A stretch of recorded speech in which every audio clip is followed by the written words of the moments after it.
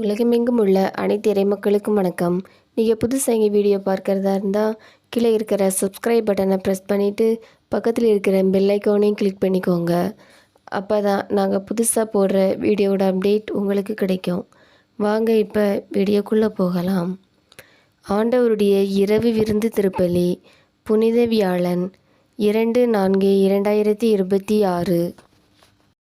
திருப்பலி முன்னுரை. இறையேசுவில் இனியவர்களே, ஆண்டவரின் இரவு விருந்து திருப்பலியில் பங்கு பெற வந்திருக்கும் அனைத்து இறைமக்களுக்கும் அன்பின் நற்கருணை விழா நல்வாழ்த்துக்களையும் அருட்தந்தைகளுக்கு பணிக்குருத்துவ நாள் நல்வாழ்த்துக்களையும் கூறி இறைவேண்டல் புரிய அன்புடன் அழைக்கின்றோம்.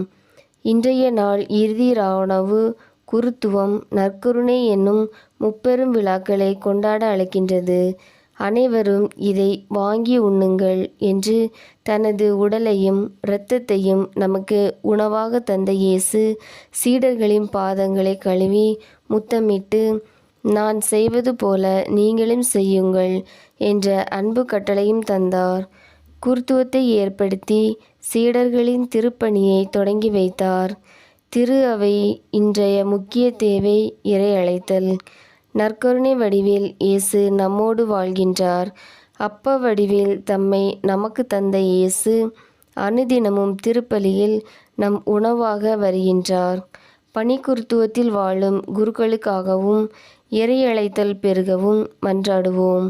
இயேசுவை போன்று அன்புக்காக, தாழ்ச்சிக்காக, நீதிக்காக, சமாதானத்துக்காக வாழ நம் வாழ்வை அர்ப்பணிப்போம். முதல் வாசகம். விடுதலை பயணம் நூலிலிருந்து வாசகம். அதிகாரம் 12. இறை வார்த்தைகள் 1 முதல் 8 மேலும் 11 முதல் 14 முடிய. முதல் வாசக முன்னுரை. எகிப்திலிருந்து இஸ்ராயேல் மக்கள் விடுதலை பெற்று இருந்த நாளில் இஸ்ராயேல் மக்கள் 1 வயது ஆட்டுக்கிடாயை வெட்டி இரத்தத்தை நிலைகளில் பூசி இறைச்சியை அன்று இரவே உண்டனர். ஆண்டவர் இரத்தம் பூசப்பட்ட வீடுகளை தவிர்த்து மற்ற எகிப்தியரின் வீடுகளில் அனைத்து ஆண்பால் தலைப்பேறுகளை சாகடித்து இஸ்ராயேல் மக்களுக்கு விடுதலை அளித்தார். அந்த நாளை இஸ்ராயேல் மக்கள் பாஸ்கா விழாவாக கொண்டாடி வருகின்றனர். நலன்களால் நிரப்பும் கடவுளின் மாட்சியை எடுத்து கூறும் விடுதலை பயண நூலின் வாசகத்தை கேட்போம். இரண்டாம் வாசகம்.